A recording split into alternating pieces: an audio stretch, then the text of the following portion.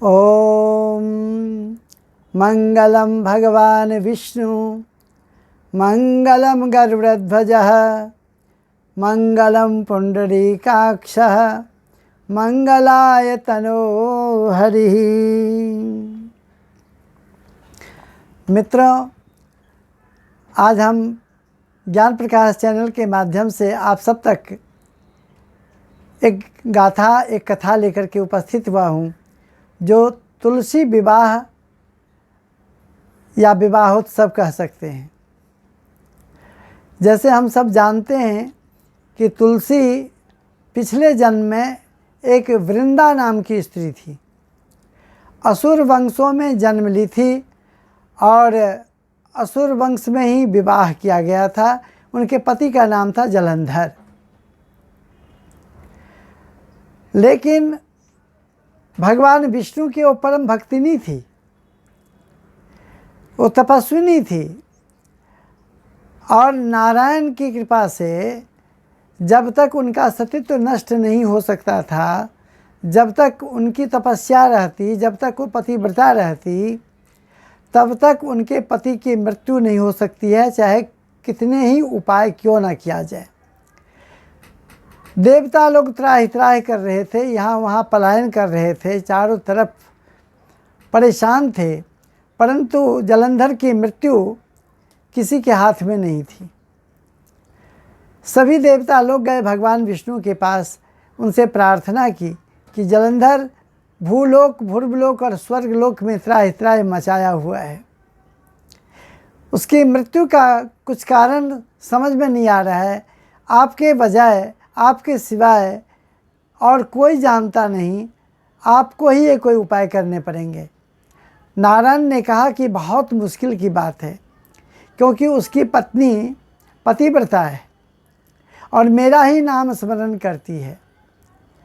जब भी जलंधर युद्ध में जाता है तो मेरे नाम का नाम स्मरण करते हुए तपस्या में बैठ जाती है, जिसके कारण उसके पति सुरक्षित भी रहता है और कभी कोई उसको परास्त भी नहीं कर सकते।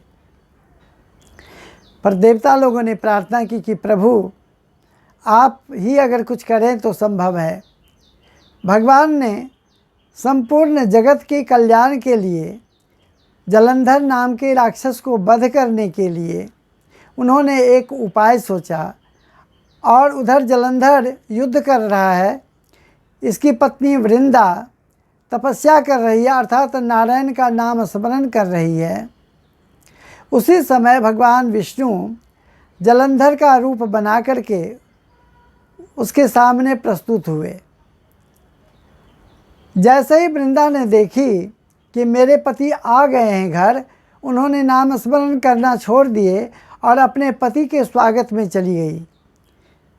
उधर इनका सतीत्व नष्ट हुआ, पतिव्रता तपस्या भंग हुआ और वहाँ ईश्वर की दया से, अर्थात प्रेरणा से, इंद्र के द्वारा जलंधर मारा गया।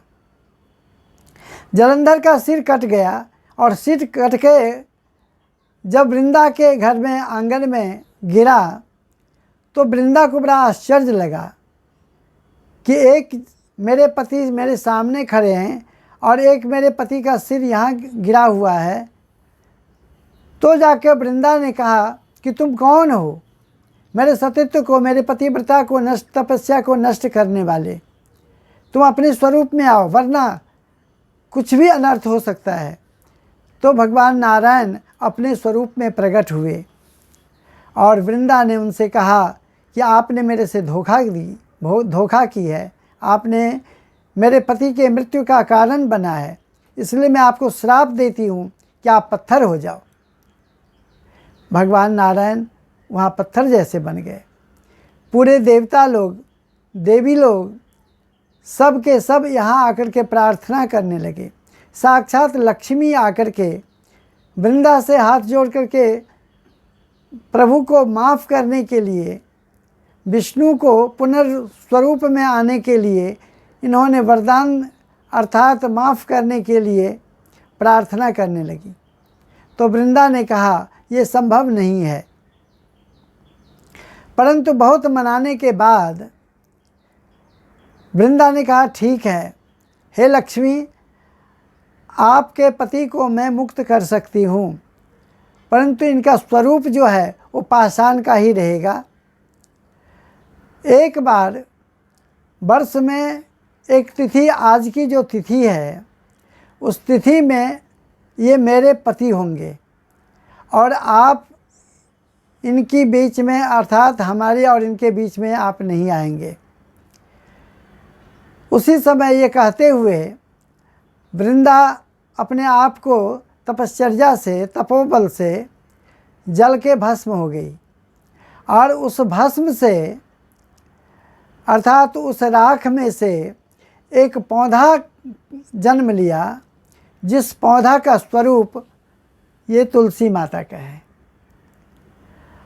और ये तुलसी अर्थात वृंदा का पहला जन्म का स्वरूप, भगवान नारायण वहाँ पर फिर से स्वरूप में आ गए और कहने लगा कि हे तुलसी, तूने मुझे पुनर्रूप में दे दिया, अर्थात माफ़ कर दिया। मैं तुमसे ये वरदान देता हूँ तुम्हें कि तुम्हारे बिना मैं कभी भी अपना भोग स्वीकार नहीं करूँगा। आज की तिथि में, अर्थात कार्तिक शुक्ल एकादशी तिथि को मेरा और तेरा विवाहोत्सव होगा। उस दिन तुम 12 महीने आंगन में रहती है, आंगन में रहोगी, लेकिन इस रात को मेरे साथ, मेरे मंदिर में, मेरे घर में या मेरी जहाँ पूजा होती है वहाँ तुम्हारा निवास रहेगा। भूलोक पर जो मनुष्य इस तुलसी विवाह गाथा कथा को कहेगा, सुनेगा, उनकी सभी मनोकामना पूर्ण होगी। मैं और तुम दोनों उनके ऊपर प्रसन्नतापूर्वक आशीर्वाद देंगे। तब से तुलसी विवाह अर्थात कार्तिक शुक्ल एकादशी तिथि को तुलसी विवाह का आयोजन हम सब करते आ रहे हैं।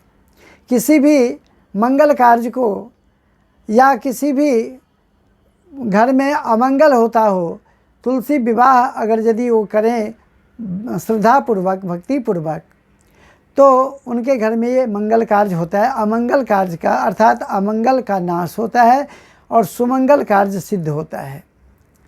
अब बात रह गई, भगवान विष्णु उसी काले पत्थर के स्वरूप में आए जिसका नाम शालिग्राम है। बहुत लोगों को पता है और कुछ लोगों को पता नहीं भी होगा। ये काला पत्थर हाथ से नहीं बनाया जाता है, न इसको कोई बना सकता है। ये नैसर्गिक है। ये आज के नेपाल में जो गंडकी नदी है, उस गंडकी नदी के किनारे लोग वहाँ खोज करते हैं और उसी नदी में से इस काले रंग के शालिग्राम अर्थात पाषाण को लोग उठाते हैं और इनको विष्णु स्वरूप समझ के अपने घर में लाते हैं, पूजा करते हैं, जिनका नाम शालिग्राम होता है। इसके पीछे भी एक कथा है। शालिग्राम अर्थात नेपाल में पोखरा नाम का एक क्षेत्र है, दुर्लभ क्षेत्र है, जहाँ सबका जाना मुश्किल है।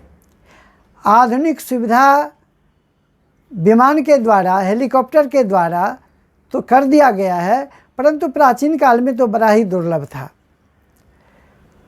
उस शालिग्राम गंडकी नदी के किनारे वो गांव बसा हुआ है, वहाँ पर ये घटना घटी थी और वहीं पर ये पाषाण बने थे। आज भी उस गंडकी नदी में ये पाषाण अर्थात शालिग्राम प्राप्त होते हैं। इसीलिए इन भगवान का नाम अर्थात विष्णु का नाम शालिग्राम पड़ा। शालिग्राम वैसे 33 प्रकार के होते हैं, अनेक अलग अलग स्वरूप के होते हैं। गोल होते हैं, अंडाकार होते हैं, चौरस होते हैं, कुछ चमकीले होते हैं, कुछ चक्र के, कुछ शंख के स्वरूप होते हैं, कुछ नील वर्ण के भी होते हैं, कुछ श्वेत वर्ण के भी होते हैं। ये सब गंडकी नदी से प्राप्त किया जा सकता है या प्राप्त होता है। लेकिन खास करके 24 प्रकार के जो भगवान विष्णु के 24 अवतार हैं, इस 24 अवतारों का स्वरूप भी शालिग्राम में देखा जाता है। जिसके घर में शालिग्राम की पूजा होती है वहाँ पर दरिद्रता का नाश होता है, सुख शांति आती है और मनुष्य इस लोक में सुख पा करके परलोक में स्वर्ग को सिधारने के बाद भगवान विष्णु को प्राप्त करते हैं। हाँ, एक चीज़ और भी है, शालिग्राम को स्त्रियां पूजा नहीं कर सकती हैं। शालिग्राम की पूजा पुरुषों को करनी चाहिए, क्योंकि वृंदा अर्थात तुलसी वो वरदान में मांगी थी कि कोई दूसरी स्त्री स्पर्श न करे। और एक बात है कि शालिग्राम की पूजा बिना तुलसी से नहीं होती है, या भगवान विष्णु को या कृष्ण को या श्री राम को बिना तुलसी से भोग नहीं लगाया जा सकता है, अर्थात वो स्वीकार नहीं करते हैं। शालिग्राम के ऊपर तुलसी चढ़ाने वाले को अनन्य पुण्य प्राप्त होते हैं। इसीलिए शालिग्राम देवता की पूजा सिर्फ पुरुष लोग करें और तुलसी अवश्य ही ऊपर चढ़ाएं। चाहे दिन हो या रात हो, तुलसी के बिना शालिग्राम की पूजा संभव नहीं है और नहीं होनी चाहिए, वो पूजा सिद्ध नहीं होती है। और भी एक बहुत बढ़िया बात है जो हम सब जानते हैं, विज्ञान भी इसको सिद्ध कर चुका है कि तुलसी कोई साधारण पौधा नहीं है। तुलसी एक वनस्पति है, औषधि है, कफ पित्त और वायु के नाशक हैं। ये जीवों को जीने के लिए जो महासाधन प्राणवायु को संचारित करने के लिए ऑक्सीजन है, यह तुलसी 24 घंटे ऑक्सीजन हमें देती है। इसीलिए ये प्राण रक्षक भी हैं। घर घर में, घर आंगन में, चाहे वो किसी भी जाति वर्ग धर्म के लोग हों, तुलसी के वनस्पति के इस पौधा को लोग लगाते हैं और नर नारी मिलकर के इनकी पूजा करते हैं। और इनकी पूजा जो करते हैं, भगवान विष्णु को जो अर्पण करते हैं, उनके घर में सदैव खुशहाली और हरियाली रहती है। इसी तरह ज्ञान प्रकाश चैनल के माध्यम से हम सभी भक्तों को, सभी मित्रों को ये सलाह देना चाहेंगे, ये विनती करना चाहूँगा कि आप लोग अपने घर में, आंगन में तुलसी का निवास करें, उनके पौधा को रोपण करें और उनकी पूजन करें। शाम को जो तुलसी माता को दिया, घी का दिया दिखाता है, उनके घर में किसी भी प्रकार का अनिष्ट नहीं होता है, दरिद्रता नहीं आती है। इसलिए प्रत्येक दिन संध्या काल में तुलसी को घी का दीपक जरूर दिखाना चाहिए। हाँ, रात में तुलसी के पत्ते को तोड़ना नहीं चाहिए। रविवार को तुलसी के पौधे में पानी नहीं देना चाहिए। उसका कुछ ऐसा भी कारण है कि प्रत्येक दिन जल चढ़ाने से तुलसी के जड़ नीचे से खराब होने का भय रहता है, तो एक दिन कम से कम जल उसमें न चढ़ाया जाए ताकि वो अपने आप को सही स्वरूप में आरोग्य निरोग रह सके। इस भावना से भी और आध्यात्मिक धार्मिक कारण से भी रविवार को तुलसी में जल नहीं चढ़ाना चाहिए, लेकिन घी का दिया संध्या काल में शाम के समय अवश्य ही दिखाना चाहिए। ज्ञान प्रकाश चैनल आप सबके बीच इसी तरह सुंदर कथा, सुंदर कहानी और समाज कल्याण, परिवार कल्याण और संपूर्ण विश्व में सुख शांति प्राप्त कराने के लिए प्रयास करता रहेगा। इसी तरह से सकारात्मक विचार प्रस्तुत करता रहेगा। आप लोगों से विनती है कि इस चैनल को सब्सक्राइब करें, लाइक करें, शेयर करें और हाँ, अपना सुझाव ज़रूर दें। बोले तुलसी माता की जय, श्री लक्ष्मी नारायण भगवान की जय।